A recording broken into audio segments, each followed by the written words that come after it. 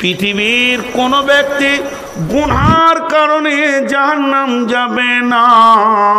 কিয়ামতের মাঠে আমি নূর মোহাম্মদকে ধরেছে ফেরেশতাতে। এগুলো কৌতূহলী কথা, এগুলো বলবেন না বুখারী মুসলিমের কথা, এর ভিতরে যুক্তি আছে, কৌতূহলী কথা। আমাকে বলছে ফেরেশতা জাহান্নামে চো, আমি আল্লাহকে বলছি মাবুদ জাহান্নামের ফেরেশতা ধরেছে। আল্লাহ আমাকে জিজ্ঞেস করছে কেন? আমি বললাম ফেরেশতা টানছে বল জাহান্নাম চ। আল্লাহকে আমি বলছি কেন? তা আল্লাহ বললে বোনা বান্দারে তুমি গুনাহ করেছো, তুমি গুনাহ করেছো। তখন আমি আল্লাহকে বলছি মাবুদ গুনাহ করা মানুষের ডিউটি, একে গুনার মতো করার পাশ তুমি বানিয়ে দিয়েছো। অতএব আমি আমার ডিউটি ঠিক করেছি, মাফ করার ডিউটিটা তো আপনার, তাহলে ডিউটিতে ফাঁকি কার চলছে?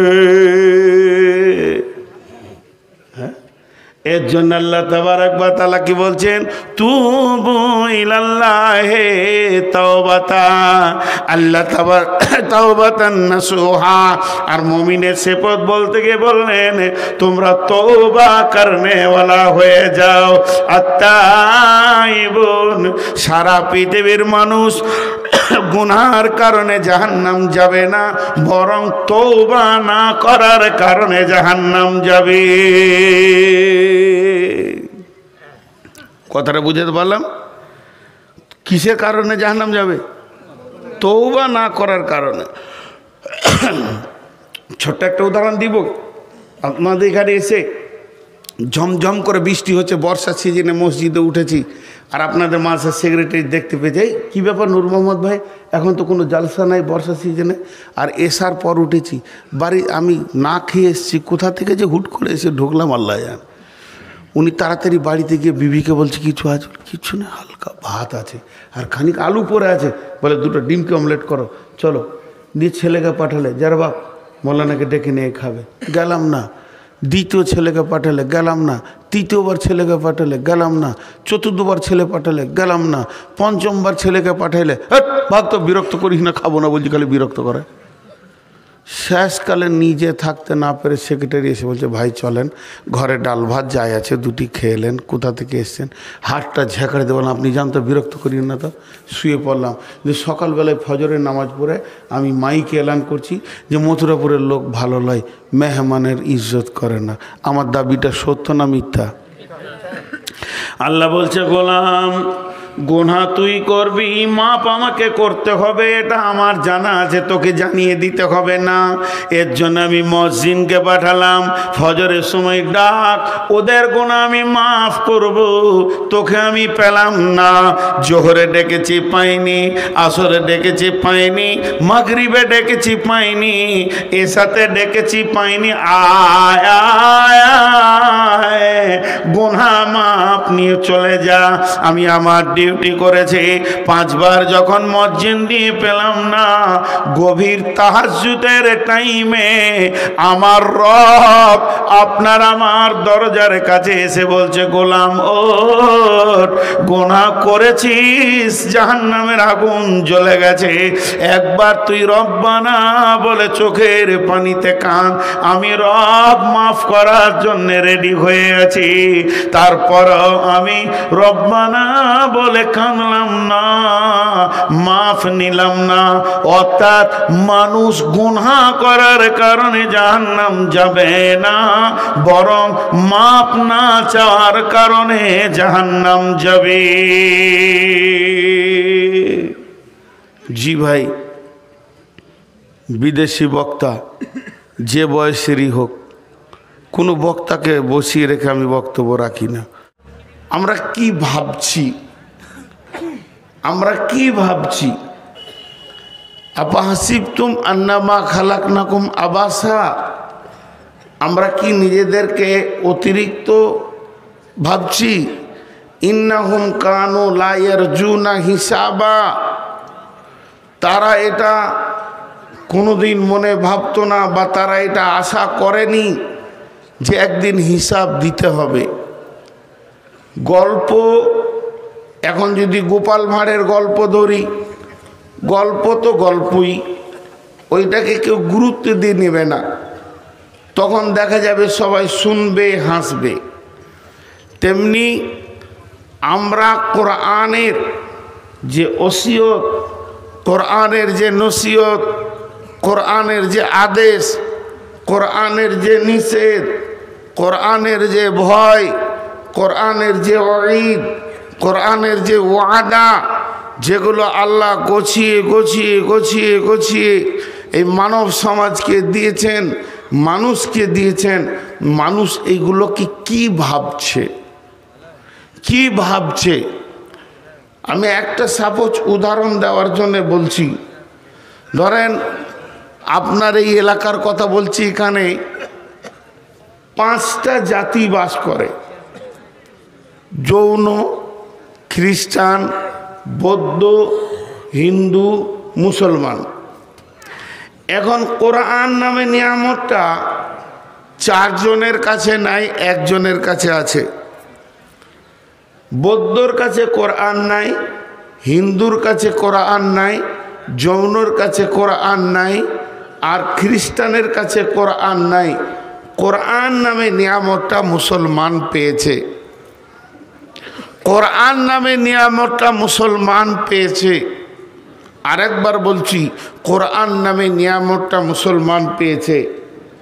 আর যে কোরআনে A to Z সত্য, সত্যের ওপরে সত্য, মহাসত্য, যার একটা জের, যার একটা জাবার, যার একটা পেশ, যার একটা অক্ষর, যার একটা শব্দ, যার একটা শব্দ বাক্য, কোনোটা মিথ্যা নয়, সব সত্য।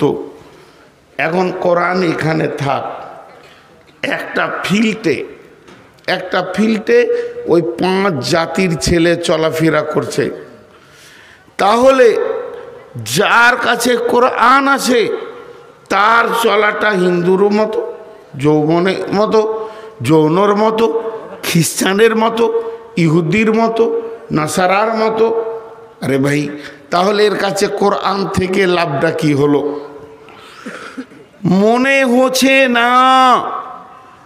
এক কথাই বলে দিই, মুসলমানদের চাল চলন, উঠা বসা, লেনদেন, ঋণ পরিশোধ, ঋণ নেওয়া, ঋণ দেওয়া, স্বামী স্ত্রী ঘর সংসার করা, ছেলে পেলেকে নিয়ে চলা, বাড়ি ঘর, এই যে পৃথিবীটাও চালাচ্ছে, মনে হচ্ছে না যে জাহান্নাম আছে, আখিরাত আছে, হিসাব হবে। মনে হচ্ছে না। এত উদাস, এত উদাস। জি ভাই, একটা কসাইয়ের কাছে 5টা জিনিস আনা হয়েছে: গরু, ছাগল, ভেড়া, দুম্বা, মানুষ। 5টাকেই কাটবে ও। গরু, ছাগল, ভেড়া, দুম্বা, মানুষ, যে 5টাকে বেঁধে রেখেছে 5টা খুঁটিতে। কসাই ছুরি ধার করছে, কাঠ রেডি করছে, দড়ি রেডি করছে, খাল ছাড়াবে। আর এদেরকে আমের পাত দিয়েছে, মানুষটাকে একটা কেক দিয়েছে। মানুষ খায় কে? নাগাল্যান্ডে খায়, নাগাল্যান্ডের কসাই। তো এই ছাগল পাতা খেয়েছে, গরু ঘাস খেয়েছে, ভেড়া ঘাস খেয়েছে, দুম্বা ঘাস খেয়েছে, মানুষটা খেতে পারবে? কেন পারবে না? যার চেতনা আছে যে এরপর কি কাজ শুরু হবে, এদের চেতনা নাই। তো পৃথিবীর বুকে যত জাতি আছে, যারা কোরআন পেল না, তারা চেতনা পেল না, চেতনা পেল না, চেতনা পেল না। এরপরে কি হবে? সে সুদ খাবে, সে জো খেলবে, সে লুচ্চামি করবে, সে বেহায়াপনামা করবে, রান্ডিগিরি করবে, পৃথিবীর যত স্বাদ আছে হই হুল্লোড় করে উড়াবে। মুসলমান পারবে? পারছে কেন? এরা আবার বেশি পারছে। জি, এরা বেশি পারছে। এদের বোতলে হয় না, বেরেল, ব্যারেল। বোতল বললে বলবে এ ওল্ড মলবি, এটা আগেকার খবর ছিল, এখন বেরেল। আর মুসলিমদের সব থেকে বড় দুশ্মন হলো ইহুদি। ইহুদিদের সুন্নতকে প্রত্যেকটি যুবক গ্রহণ করেছে, মাথার চারিদিককে নাড়া করে মাথার মাঝে চুললেছে, এটা ইহুদি দিয়েছে। আর ইহুদি হচ্ছে আমার রসুলের জানি দুশ্মন। কেন গ্রহণ করলো? কেন গ্রহণ করলো? জি ভাই, হিসাব একদিন লাগবে, হিসাব একদিন লাগবে। বিসমিল্লাহির রহমানির রহিম। ইন্না ইলাইনা ইয়াবাহুম সুম্মা ইন্না আলাইনা হিসাবাহুম। ইন্না ইলাইনা ইয়াবাহুম, তোমাকে আমার কাছে ফিরে আসতেই হবে। সুম্মা ইন্না আলাইনা হিসাবাহুম, তারপরে তোমাকে তোমার জিন্দেগির হিসাব দিতেই হবে। আল্লাহ এটা প্রথম বলেননি, শেষে বলেছেন। আল্লাহ প্রথম বলেননি। আল্লাহ কি বলছেন? অনেকগুলো জাহান্নামের কথা বললেন সূরাটায়, তারপরে জান্নাতের কথা বললেন, তারপরে চারখানা কুদরতি কথা বললেন। আফালা ইয়ানজুরুনা ইলাল ইবলি কাইফা খুলিকাত ওয়া ইলাস সামাই কাইফা রুফিআত ওয়া ইলাল জিবালি কাইফা নুসিবাত ওয়া ইলাল আরদি কাইফা সুতিহাত। চারখানা কুদরতি কথা বললেন। প্রথমে জাহান্নামের কথা বলে নিলেন সূরা কাসিয়ায়। কিয়ামত থেকে নিয়ে জাহান্নাম পর্যন্ত কথাগুলো শেষ করার পর এরপরে আল্লাহ জান্নাতের কথা বললেন। আর জান্নাত আর জাহান্নামের কথা যখন শেষ হয়ে গেল, বিশ্ববাসীকে লক্ষ্য করে বলছেন, তোরা চারটা জিনিস খেয়াল কর, তাহলে তোদের রবের ব্যাপারে তোদের বুঝে আসবি। এরপরে আল্লাহ তাবারাক ওয়া তাআলা বিশ্ব নবীকে বলছেন, বিশ্ব নবীকে বলছেন মানে সমস্ত দায়ীদেরকে বলছেন, ফাযাক্কির ইন্নামা আনতা মুযাক্কির লাস্তা আলাইহিম বিমুসাইতির। তোমাকে বলতে বলেছি, তুমি বলে দাও। তোমাকে বলার জন্য পাঠানো হয়েছে, প্রশাসন ক্ষমতা তোমাকে দেওয়া হয়নি যে তাদেরকে চাপকিয়ে মসজিদে ভরবে। লাস্তা আলাইহিম বিমুসাইতির ইল্লা মান তাওয়াল্লা ওয়া কাফার। এরপরও যদি তারা গর্দন ঘুরিয়ে পালিয়ে যায়, ইল্লা মান তাওয়াল্লা ওয়া কাফার ফায়ুআযিবুহুল্লাহুল আযাবাল আকবার। তো আল্লাহ তাবারাক ওয়া তাআলার বড় আযাবের খবর তাদেরকে বলো। সেই আযাব যেদিন ধরবে সেদিন পালিয়ে যেতে পারবে না। আজকে মানানির কথাতে পালিয়ে যাবে, হাবিবুরের কথা শুনে পালিয়ে যাবে, আর কোনো আলেমের কথা শুনে পালিয়ে যাবে। সেই দিন জাহান্নাম যখন ওকে ধরবে পালিয়ে যেতে পারবে না। ইল্লা মান তাওয়াল্লা ওয়া কাফার ফায়ুআযিবুহুল্লাহুল আযাবাল আকবার। ইন্না ইলাইনা ইয়াবাহুম, আমার কাছে ফিরে আসতেই হবে। সুম্মা ইন্না আলাইনা হিসাবাহুম, এবং আমার কাছে এসে তাকে জীবনের হিসাব দিতেই হবে।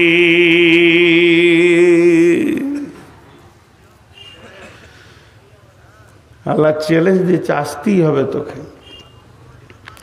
তোকে এমন রাস্তায় আমি ছেড়ে দিয়েছি, তুই যেদিকেই যা, যত দুর্বিদর, শেষকালে এসে কবরে ঢুকতেই হবে। আমি একটা উদাহরণ আপনাদেরকে অনেকবার দিয়েছি যে একজনের একটা কম্বল হারিয়ে গেছে, তো গোরস্থানে যে বসে আছে, তোকে জিজ্ঞেস করছে, তোমার কি হলো জি, গোরস্থানে কেন তুমি গোরস্থানে কেন? বলে আমার কম্বল হারিয়ে গেছে।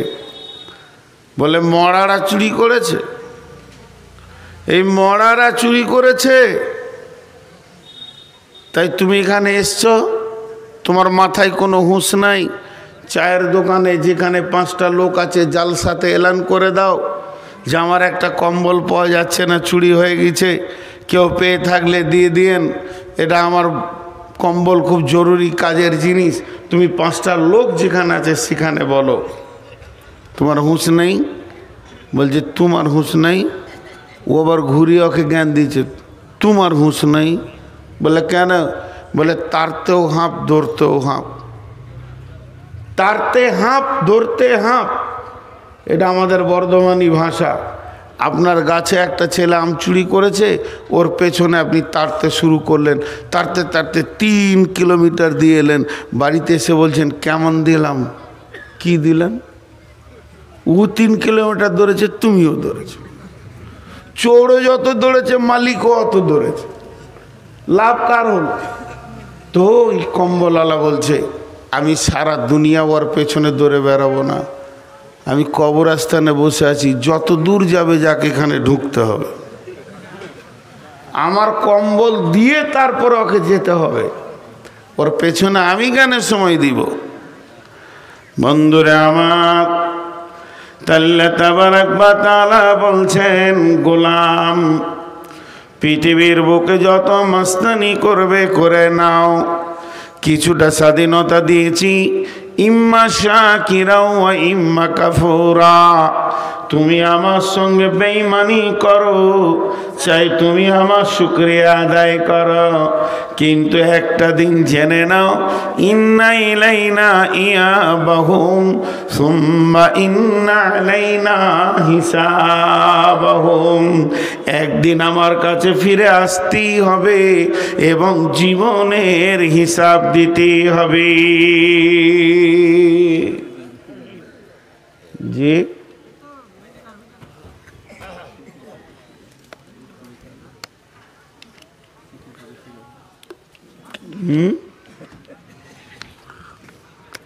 কি কন? চা এখানে আমি যাওয়ার পর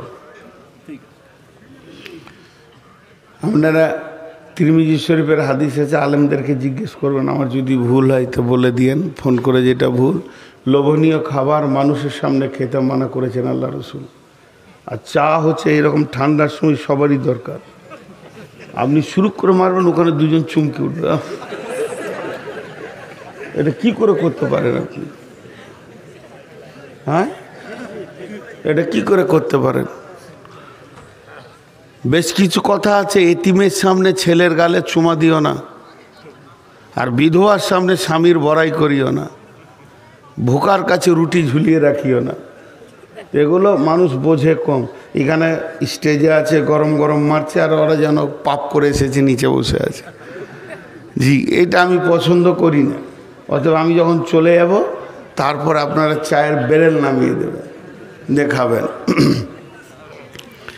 একটা কথা আপনাদেরকে বলে রাখি, সেই হাদিসের মধ্যে আছে এটা। কেন কেন একটা শব্দ আছে, কেন এই শব্দটাকে আগে ভালো করে জেনে নেন। লিমা আরবিতে বলবে কেন, লিমা, এটা কেন, এটা কেন, এটা কেন, এটা কেন। তো পৃথিবীতে যত কেন আছে, যত মানুষ আপনাকে কেন বলবে, সব কেনকে বুদ্ধি দিয়ে টপকিয়ে দেওয়া যাবে। কথার বোঝাতে পারলাম?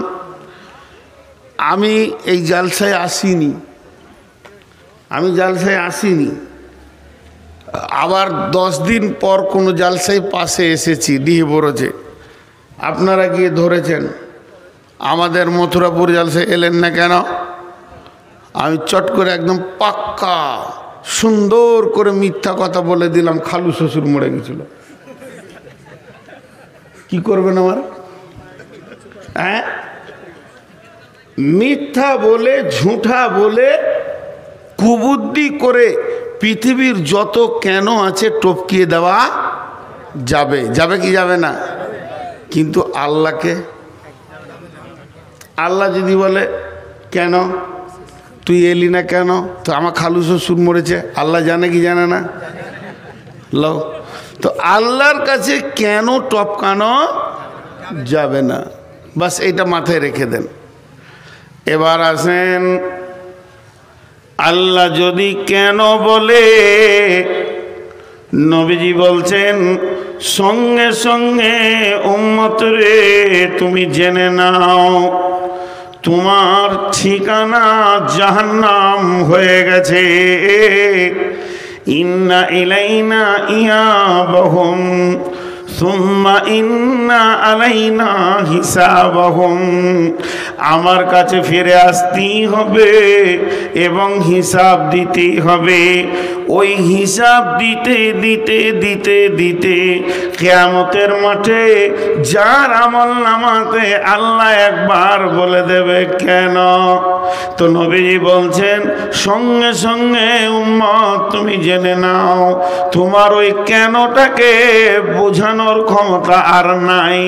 পৃথিবীর এমন ব্রেন নাই যে আল্লাহর কেনটাকে বুঝিয়ে দেবে। যখনই আল্লাহ কেন বলে দিয়েছেন সঙ্গে সঙ্গে জেনে নিতে হবে আমার ঠিকানা জাহান্নাম,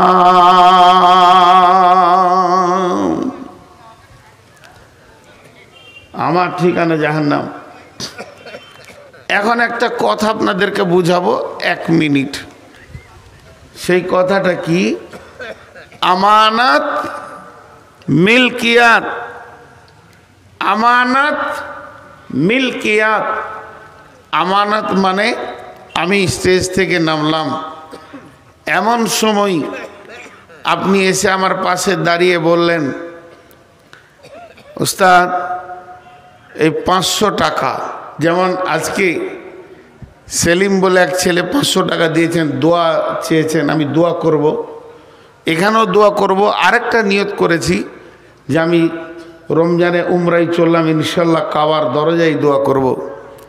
ইনশাল্লাহ বড় কঠিন রোগে আছে, তা আমি ওইটা নিয়ত করেছি। এর জন্যে আমি এখনও স্থগিত রয়েছি যে ওটা অনেক বড় দোয়া, কাবার দরজায় গিয়ে দোয়া করবো ইনশাআল্লাহ। 500 টাকা এখানে দিয়েছেন। তো আমি যে কথাটা আপনাদেরকে বলছি এটা আমানত। একজন এসে আমাকে 500 টাকা দিল, দেওয়ার পরও বলছে এই টাকাটা আমি আপনাকে দিলাম, আপনি মিষ্টি টিষ্টি খেলেন, এই যে দিলেন মাদানী সাহেব 2টা মেয়েকে টাকা দিলেন, এটা আমানত নয়, মিলকিয়াত। ওদেরকে দিয়ে দেওয়া হলো, মিষ্টি খাও, আর কিছু খাও, চা খাও, চানা খাও, যা খাবে খাও। কিন্তু আমি নামছি আর আমার এই ভদ্রলোক ইনি এসে বলছেন আপনি বাড়ি যাবেন? বলে হ্যাঁ। বলে আমার ছোট ছেলেটা পিচকুড়ি মাদ্রাসায় পড়ে, এই 500 টাকাটা ওকে দিয়ে দেবেন। এটা কি? আমানত। ওটা আমি খরচা করতে পারবো? পারবো না, আমানত। তো যেমন টাকা আমানত রাখা যায়, সোনা আমানত রাখা যায়, রূপা আমানত রাখা যায়, জমি জায়গাও আমানত রাখা যায়, ধান চাল আলু পেঁয়াজ আমানত রাখা যায়। 2 দিনের 10 দিনের জন্যে আমি হাটে গেছি, মাল বেশি হয়ে গেছে, একটু দরকার আছে কারো কাছে, ভাই এটা আমানত রাখলাম, 1 ঘন্টা পর নিব, আমানত রাখা যায়। যতগুলো আমানত আপনার মাথাতে আমি ঢুকালাম তার মধ্যে 2টো নতুন ঢোকান। জিন্দেগি ভি আমানত হ্যায়, জিন্দেগি ভি আমানত হ্যায়। আমার জীবনটা আমার নয়, এই জীবনটা কার? আল্লাহর। আমি ক ঘন্টা ক সেকেন্ড পৃথিবীতে থাকবো এটা আল্লাহ আমাকে দিয়েছেন জীবনটা। আমি পৃথিবীতে যেদিন মায়ের পেট থেকে এসেছি আর যেদিন আমার নিঃশ্বাসটা বন্ধ হবে, আমি পৃথিবী থেকে যেদিন চলে যাব, আমাকে হয়তো 70 বছরের জিন্দেগি দিয়েছেন আল্লাহ, এটা আমানত। এটা কোথা দিতে হবে? এই টাকাটা নাইলে ওনার ছেলেকে আমি দিয়ে দিব, জিন্দেগিটা কোথা দিব? আল্লাহ বলে দিয়েছেন। তেমনি মাল আমানত, মাল আমানত, এটা কোথা দিব? আল্লাহ বলে দিয়েছেন। এখন আপনারা সকলে যিনি মুসলমান নিজেকে মনে করেন একবার মুখ খুলে বলেন সকলে আমার সঙ্গে, আশহাদু আল্লাহ শাহাদাত কালেমা পড়ব, সকলে বলেন ইনশাআল্লাহ। আশহাদু আল্লা ইলাহা ইল্লাল্লাহু ওয়া আশহাদু আন্না মুহাম্মাদান আবদুহু ওয়া রাসূলুহু। কে পড়ে নাই হাত তুলেন না, এতগুলো লোক পড়বে আর সাউন্ড হবে না। যে পড়ে নাই সে হাত তুলবে, জোরে বলেন সকল একবার। আশহাদু আল্লা ইলাহা ইল্লাল্লাহু ওয়া আশহাদু আন্না মুহাম্মাদান আবদুহু ওয়া রাসূলুহু। আমরা যতজন এটা পড়ে নিলাম, এখন আমরা বিক্রি হয়ে গেলাম। মুসলমানের জান আর মুসলমানের মাল মুসলমানের নিজের নয়, সম্পূর্ণ আল্লাহর। আল্লাহ তাবারাক ওয়া তাআলা বলছেন, ইন্নাল্লাহা আশতারা মিনাল মুমিনিনা, নিশ্চয় আল্লাহ মুমিনের কাছ থেকে কিনে নিয়েছেন আনফুসাহুম ওয়া আমওয়ালাহুম বিআন্না লাহুমুল জান্নাহ, তার জানকে এবং তার মালকে জান্নাতের বিনিময়ে।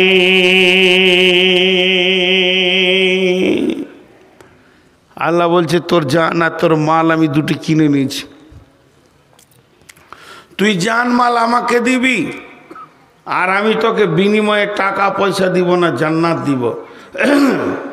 জান্নাতের বিনিময়ে আমি কিনে নিয়েছি। কার কাছে কিনেছে? কাফেরের কাছে লয়, মুশরিকের কাছে লয়, ফাসেকের কাছে লয়, জালেমের কাছে লয়।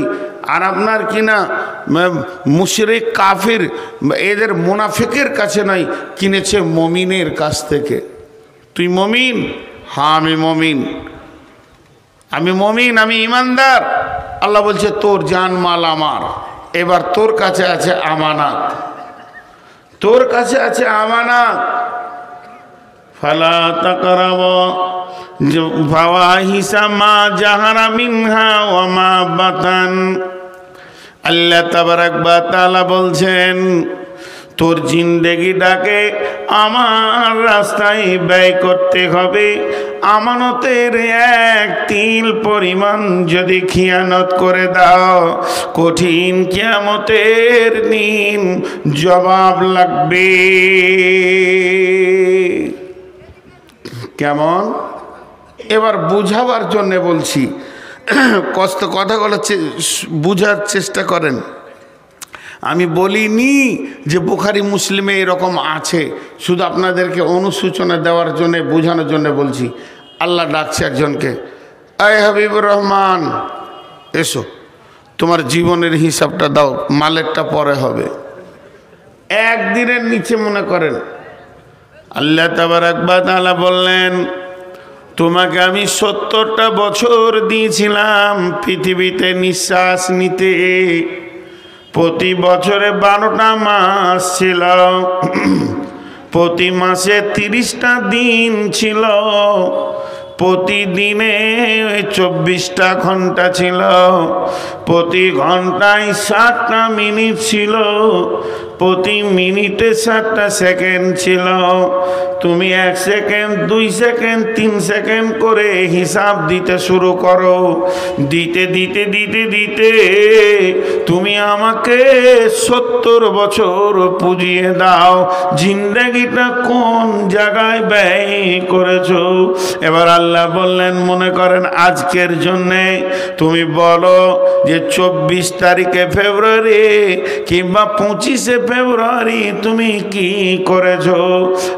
আমি বলতে শুরু করলাম, আল্লাহ ফজরের সালাত পরে ঘুমিয়ে গেছিলাম, সারা রাত জলসা শুনেছি, উঠতে আমার 10টা বেজে গেল।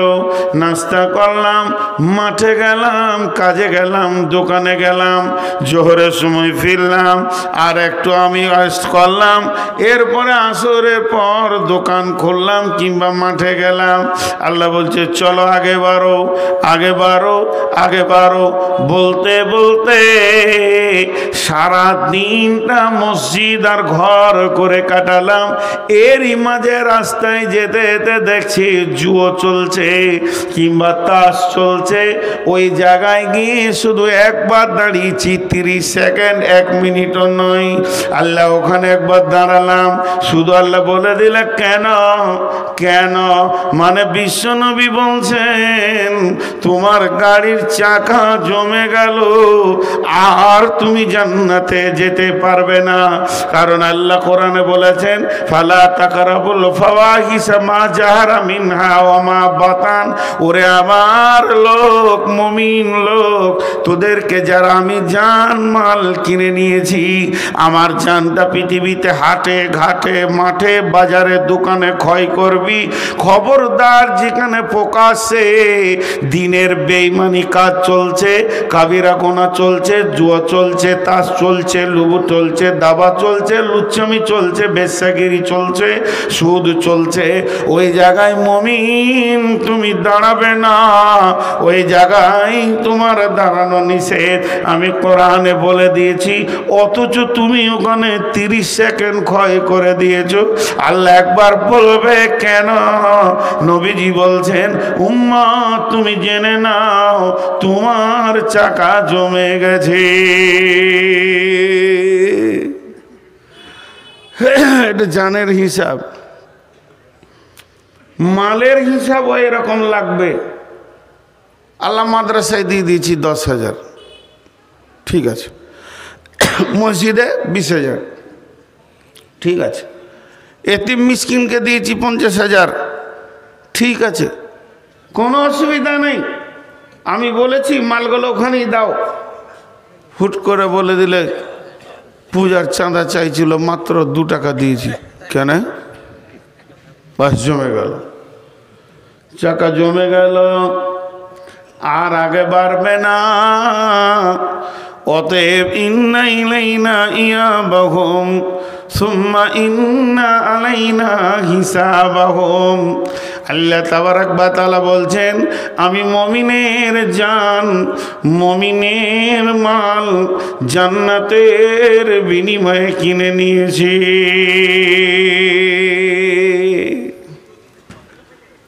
আমি যেখানে যেখানে ব্যয় করতে বলবো সেই সেই জায়গাতে মুমিনের জান আর মুমিনের মালকে ব্যয় করো, ব্যয় করো।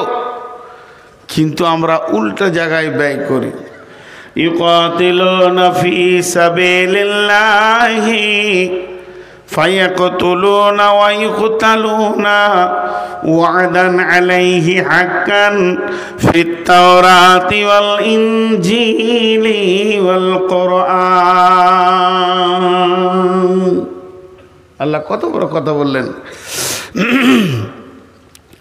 রব্বুল আলামিন বলছেন যে আমি তোমার জান মাল কিনে নিয়েছি।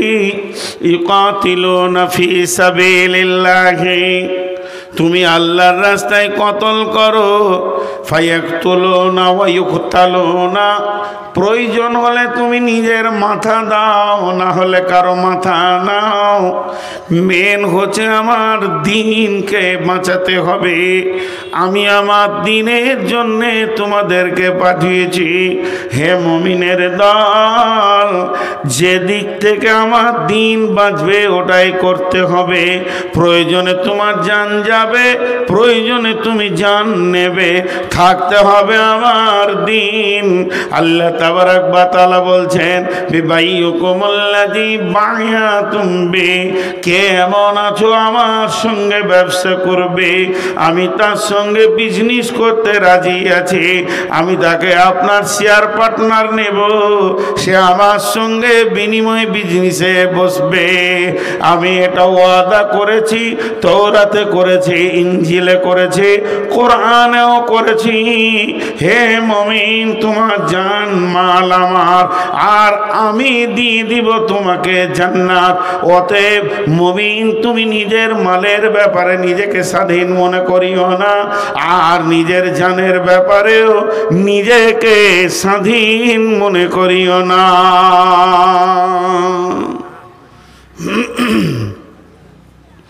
কিন্তু আমরা জানমালের ব্যাপারে উদাস উদাস উদাস, খেয়ালই নেই। আমাদের কি হয়, একটা ভিখারি এসছে, 1 টাকা চাইছে। সকালে বাজারে গেছেন, একটা ভিখারি এসছে, ওকে 1 টাকা চাইছে, ধুমকিয়ে দিলেন, যা তো হামাকাই খুচরা খাজরা না এসে বিরক্ত করে, বকলেন। আর বন্ধু ওকে নিয়ে হোটেলে ঢুকে, মিষ্টির দোকানে ঢুকে মিষ্টি সিঙ্গারা ল্যাংচা চমচম করে 200 টাকা খরচা করে দিলেন। কোনটা আল্লাহর কাছে জমা হবে আর কোনটা খরচার খাতায় জমা হবে, খরচা লাগবে, আল্লাহর কাছে হিসাব দিতে হবে, এটা আমাদের জ্ঞানের খাতায় কোলাইছে না। জি, এটা জ্ঞানের খাতায় কোলাইছে না। বিশ্বনবী বললেন, মোতার প্রান্তে আমাদের মুসলিমদেরকে, কোরআনকে পৃথিবী থেকে উৎখাত করার জন্যে আপনার কিনা বেঈমানেরা এসে হাজির হয়ে গেছে। এবার চলো মুসলিম সৈন্য রেডি হও, অভিযান চলছে তবুকে, নাই কোনো অস্ত্র, নাই কোনো শস্ত্র, তোমরা নিজে নিজের মাল জমা করো।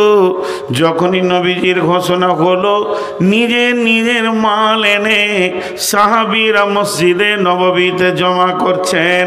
সেই সাথে মেয়েরা তাদের মাল দিতে রয়েছেন, নাকের কানের খুলে দিচ্ছেন।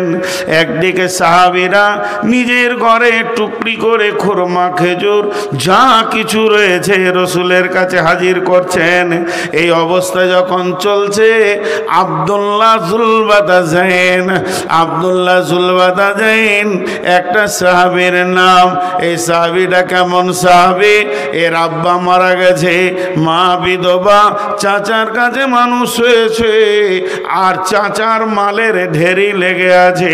চাচা শুধু ঈমান আনার কারণে, চাচা বেঈমান, ভাইটি যা ঈমান এনেছে, তাই বাড়ি থেকে তাকে নাঙ্গা করে বের করে দেওয়া হয়েছে। তাকে এমনকি একটা লুঙ্গিও দেওয়া হয়নি। ওই ছেলেটা যখন বের হয়ে যায়, মা একটা কম্বল ছুঁড়ে দিয়েছিল, অর্ধেক কম্বল কোমরে পড়েছে, অর্ধেক গায়ে নিয়ে রসুলের দরবারে হাজির হয়েছেন।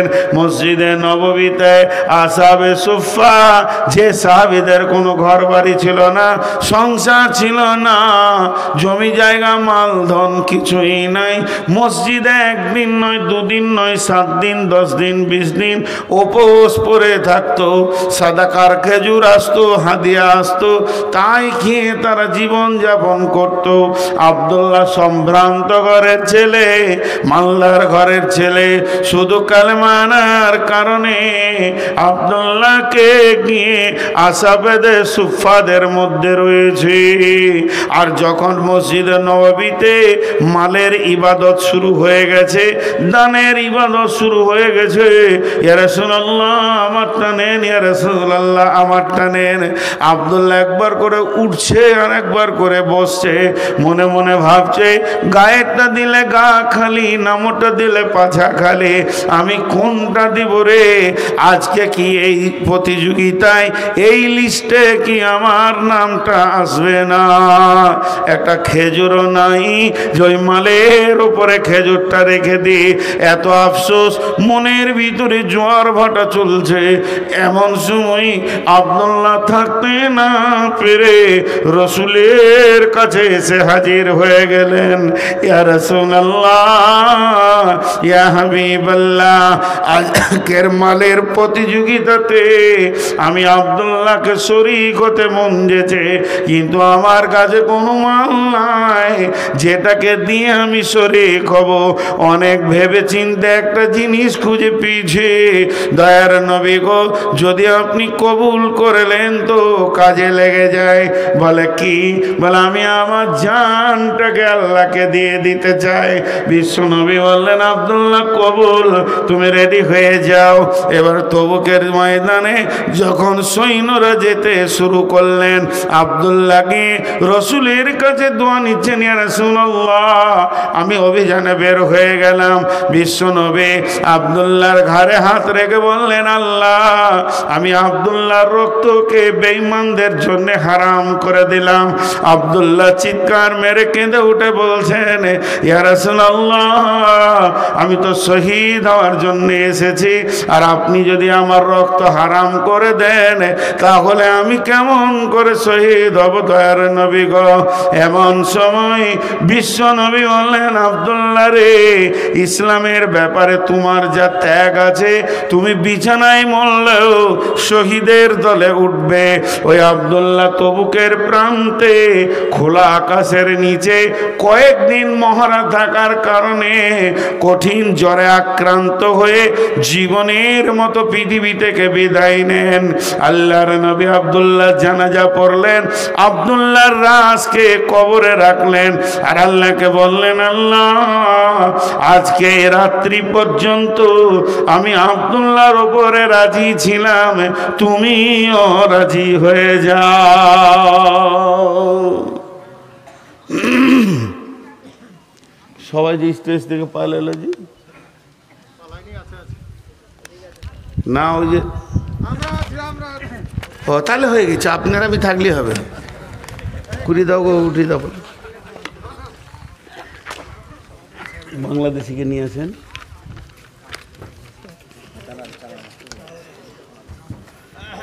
আমার 12টা পর্যন্ত না, 12টা পর্যন্ত, তারপরে কিছু খানিক খালে কালেকশন করবো।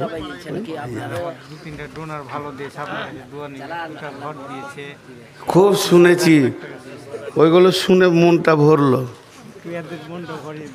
না। ওই ফাঁকা জায়গাতে আপনি আমি গিয়ে বসবো, যে আপনি বাংলাদেশকে নিয়ে আসেন, আমি 12টা ছাড়বো না, খানিক কালেকশন করবো, 12টা পর্যন্ত বায়ন করবো, কালেকশন করবো। ওনাকে আনেন, ওরা আবার সোনো পাউডার পড়ে বাংলাদেশের লোক, 1.5 ঘন্টা লাগে, আর আমরা ঘুম থেকে উঠেই দৌড়ি। হ্যাঁ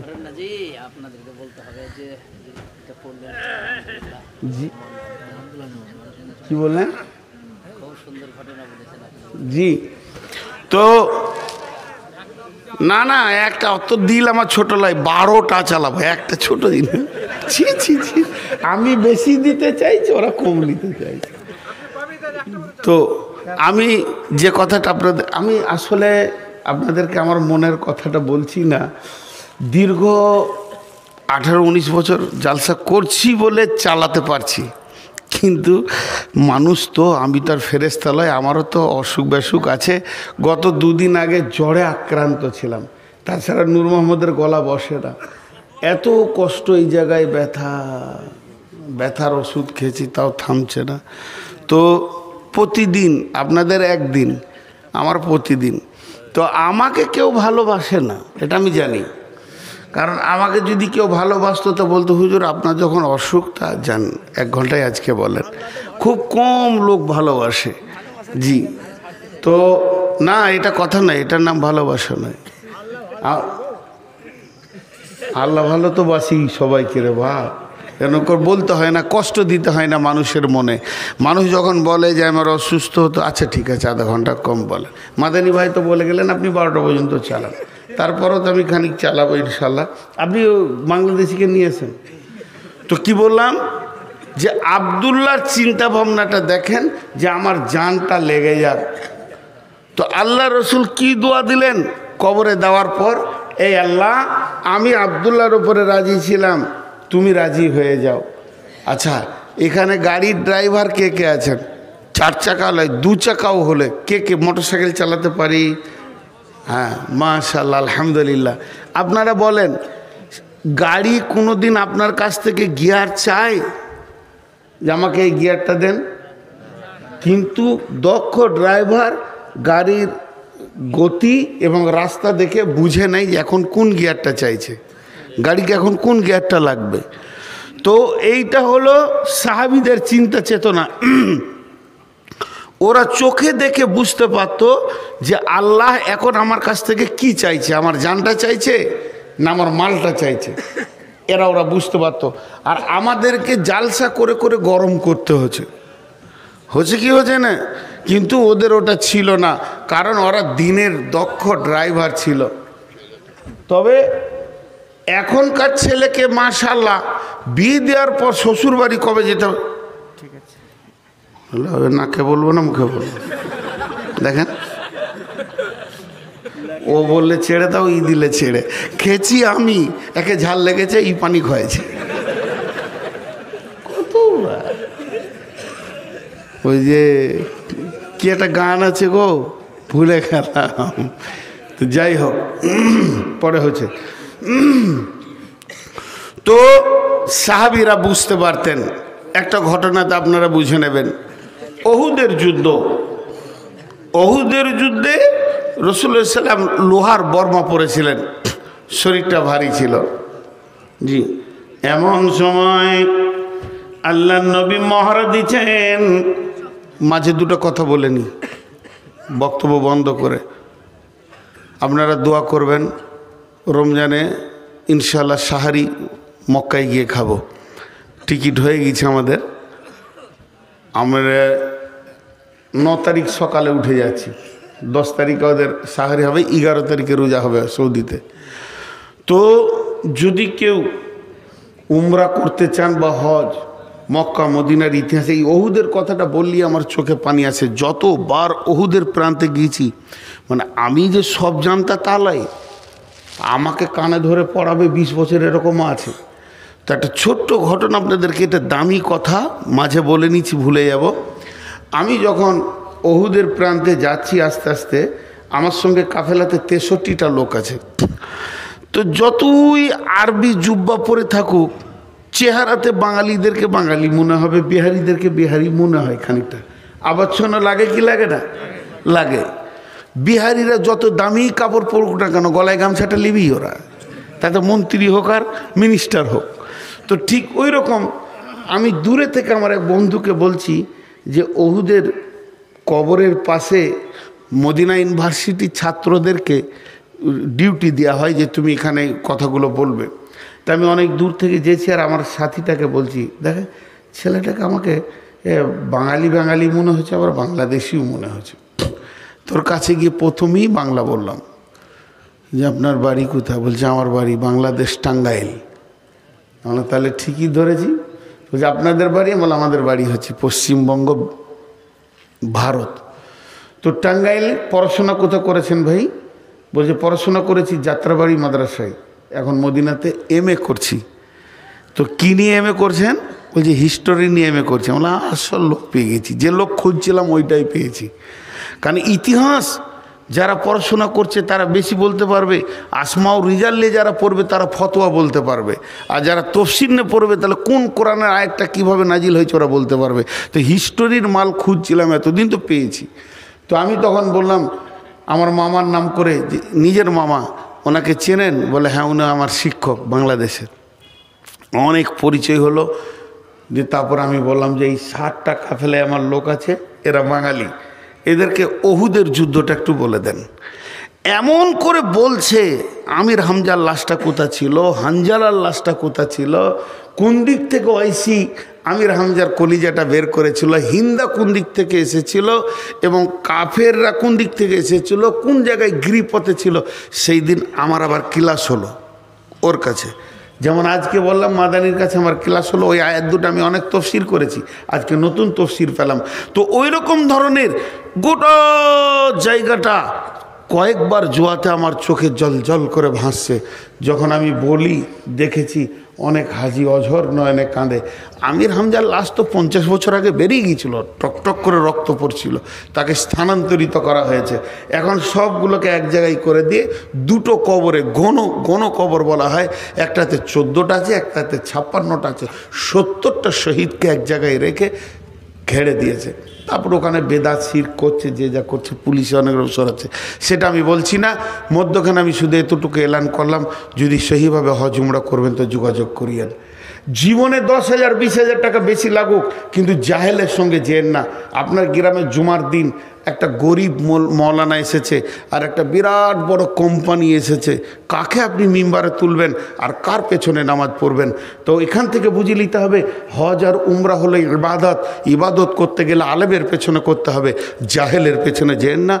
সমস্ত কিছু আপনার শেষ হয়ে যাবে, পয়সা টয়সা কিন্তু আসলে কিছুই হবে না। এটা একটা এলান করলাম। দ্বিতীয়, কোনো ভালো মেধা ছেলে যদি আমার মাদ্রাসায় পড়তে চান, আমি একটা মাদ্রাসার দায়িত্বে আছি, দায়িত্ব নিচ্ছি, এবং সেই মাদ্রাসায় যদি পড়তে চান, জামাতের কোনো ছেলে হলে দক্ষ শিক্ষক দিয়ে তাদেরকে পড়াশোনা করা হবে এবং তাদেরকে সুন্দরভাবে দ্বীনি শিক্ষার একটা ব্যবস্থা করা আছে। যোগাযোগ করবে আবার নাম্বারে, দুটো বলে নিলাম। এখন সেই ওহুদের কথাটাই বলছি। আবার ওহুদের প্রান্তে বিশ্বনবী মহড়া দিচ্ছেন, জিহাদে লড়াই করার থেকে সব থেকে দৃষ্টিকে বাদ পাখির মতো করে রাখাটাই হলো বড় কঠিন। কোন দিক থেকে কে আসছে, শত্রু দল কোন দিক থেকে আসছে, চারিদিক থেকে যেন মহড়া দিয়ে চলছেন। এমন সময় নবীজি চাইছেন একটা পাথরে উঠব, যেই বারবার ওঠার জন্য চেষ্টা করছেন, কিন্তু স্বাভাবিকতায় পাথরটা উঁচু হয়ে গেছে, বিশ্বনবী উঠতে পারছেন না। এমন সময় হযরতে তালহা, আমি বললাম প্রথমেই বলেছি সাহাবীরা জানতেন এখন কোন গিয়ারটা লাগবে, ফার্স্ট গিয়ার না সেকেন্ড গিয়ার। ইসলামকে তারা চালিয়েছে, ইসলাম নামে গাড়ির তারা ড্রাইভার ছিল, আর আমাদেরকে বলতে হবে তুমি অমুক গিয়ারটা দাও। বন্ধুরা আমার, হযরতে তালহা দেখে নিলেন নবীজি পাথরটাই উঠবেন কিন্তু পারছেন না, শরীরটা লোহার বর্মা জামা পরে নিয়ে ভারী হয়ে গেছে। তাই হযরতে তালহা পাথরটা নিচে গিয়ে শুয়ে গিয়ে বলছেন, ইয়া রাসূলুল্লাহ, আপনি আমার বুকে পা রেখে পাথরে উঠে যান। কি প্রয়োজন এটা বুঝে নিয়েছে। পাথরের নিচে শুয়ে গিয়ে বলছে আমার বুকে পা রাখেন। বিশ্বনবী তালহার বুকে পা রাখলেন, আর কি বললেন, তালহা তুমি জান্নাতকে অজীব করে নিলে। জান্নাতের সংবাদ পেল, জান্নাতের সংবাদ পেল। এরপরে ওই তালহা আবার চারিদিকে তাকিয়ে আছেন। এমন সময় দেখছেন রোমান পাহাড়, ওই পাহাড়ের প্রাতদেশ দিয়ে একদম শত্রু দল হই করে চলে আসছে, তাদের হাতে তীর রয়েছে। লক্ষ্য করে যে তারা বিশ্ব নবীকে তীরগুলো মারবে, তাদের অন্য কাউকে লক্ষ্য নয়। হযরতে তালহা বিশ্ব নবীকে পেছন দিকে নিয়ে পাহাড়ের গুহাতে ভরে দিলেন এবং বুক পেতে দাঁড়িয়ে গেলেন। একটা নয়, দুটা নয়, দুইটি বাজুতে 180 খানা তীর খেলেন, তবু রসুলকে একটা লাগতে দেয়নি। আর তালহা বলেছিলেন, ইয়া রাসূলুল্লাহ, আপনি খবরদার গর্ত থেকে বের হবেন না, আমি তালহা যতগুলি তীর আছে বুকে নিয়ে নিব। আছেন দিনকে যারা বানিয়ে গেছে তাদের কাছে আমরা ঋণী। পারবেন এই তালহাকে? এই তালহা যেদিন পৃথিবী থেকে চলে যান, বিশ্ব নবী জানাজা পড়েছেন। জানাজা পড়ার পর কবরে লাশ রাখা হলো। দোয়া লম্বা চওড়া করেননি, ছোট্ট দোয়া। কি দোয়া? হে আল্লাহ, হে আল্লাহ, মাবুদ মওলা, কঠিন কিয়ামতের দিন ইসরাফিল যখন সুর ফুঁকবে, মানুষ যেদিন নাফসি নাফসি করবে, সেই রকম কঠিন দিনে আমার তালহা কবর থেকে যখন উঠবে, মাবুদ রে তোমার কাছে আবদার, আমার তালহাকে দেখে তুমি মুচকে হাসবে, আর আমার তালহা তোমাকেও দেখে হাসবে। বন্ধু কত মহব্বতের। আপনি আগিয়ে আনতে গেছেন বাস স্ট্যান্ডে, জি সাগরদিঘি ট্রেন রেলওয়ে স্টেশনে, বন্ধু যখন নামছে গেট ধরে আর চোখে চোখ পড়েছে, দেখবেন দুজনেই হাসে। এই হাসিটা নিয়ামত, দুজন দুইজনকে দেখে একটা হাসে। তো আল্লাহ তুমি সেই দিন তালহাকে দেখে হাসবে আর তালহা তোমাকে দেখে হাসবে। কত বড় কথা বললেন। এই দোয়াটা কখন পেয়েছিল? যখন 180টা তীর খেয়েছিল। আমি তো আপনাদেরকে গল্প শোনাতে বসাইনি আজকে গোপাল ভাঁড়ের। আল্লাহ বলছেন ইন্নাল্লাহা আশতারা মিনাল মুমিনিনা, হে মুমিনের দল, আমি তোমাদের কাছ থেকে তোমাদের জান, আনফুসাহুম ওয়া আমওয়ালাহুম, এবং তোমাদের মালকে কিনে নিয়েছি, বিআন্না লাহুমুল জান্নাহ, জান্নাতের বিনিময়ে, জান্নাতের বিনিময়ে। জি ভাই, আল্লাহ তাবারাক ওয়া তাআলা আমাদের জান মালকে জান্নাতের বিনিময়ে কিনে নিয়েছেন। তো এটা আমরা বুঝি না। আল্লাহ বলছে বলো তোমাদের মধ্যে 8টা গুণ আমি পাবো। আত-তাইবুনাল আবিদুনাল হামিদুনাস সাইহুনার রাকিউনাস সাজিদুনাল আমিরুনা বিল মারুফি ওয়ান্নাহুনা আনিল মুনকারি ওয়াল হাফিজুনা লিহুদুদিল্লাহি ওয়া বাশশিরিল মুমিনিন।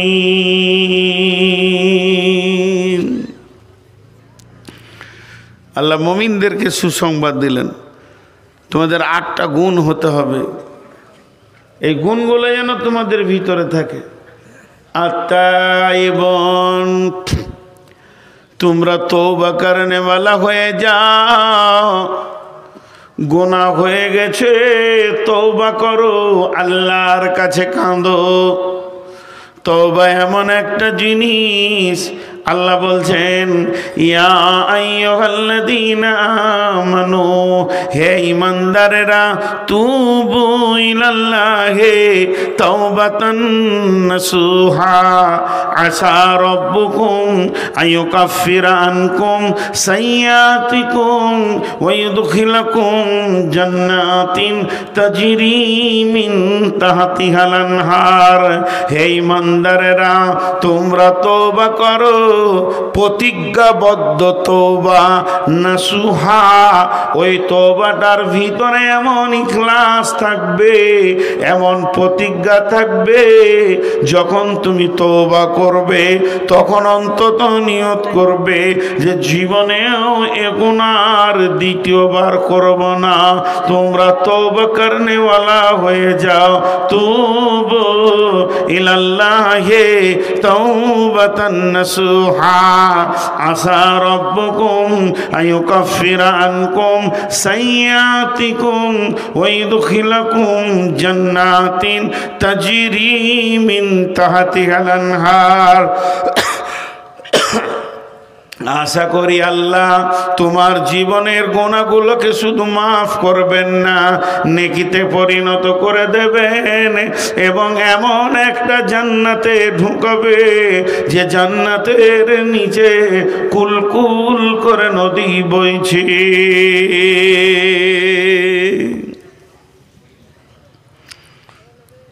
গুনার কারণে মানুষ জাহান্নাম যাবে না। গুনাহ করেছে এর জন্য মানুষ জাহান্নামে যাবে না। কিয়ামতের মাঠে ধরেন আমাকে জাহান্নামের ফেরেশতা টানছে, যদি গায়ে বল থাকে একটু মারো থাপড় আর কানে, জাহান্নাম কেন নিয়ে যাবি তুই? তোর বাপের জান্নাত? জান্নাত তো আমার, তোর, আমার আল্লাহর জান্নাত। আল্লাহ বলে কি? বলে তোমার ফেরেশতাতে ধরেছে। বলে কেন? বলে জাহান্নাম যেতে হবে। তা আল্লাহ বললো যা জাহান্নামে। যদি বান্দা জিজ্ঞেস করে কেন যাব, তা আল্লাহ বলবে গুনাহ করেছিস ওই জন্যে। লাও, আমি এটা বুঝানোর জন্য বলছি, ভাবিয়েন না যে কোরআনের আয়াত বলছি। আল্লাহ বলছে জাহান্নাম যা, তোকে ফেরেশতাতে টানছে। তো আমি বলছি কেন? তা আল্লাহ বলছে গুনাহ করেছিস তার জন্যে।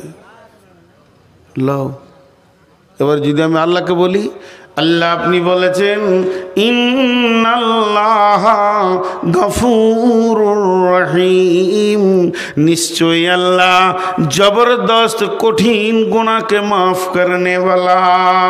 আপনি কোরআনে বলেছেন মাফ করনে वाला, আর আল্লাহ রাসূল বলেছেন কুল্লু বানি আদমিন খাত্তা, প্রত্যেকটি বানি আদম ভুলের মধ্যে ডুবে আছে।